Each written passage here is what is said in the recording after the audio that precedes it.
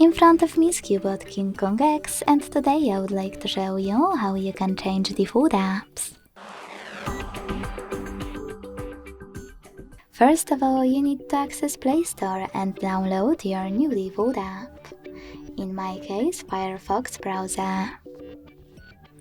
When your app is ready, go into Devices Settings. In those settings, click on Apps, tap on Default Apps and tap on one of those sections that you wish to manage, in my case, Browser app.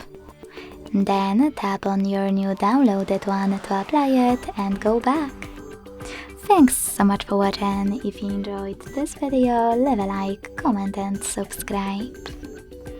Bye!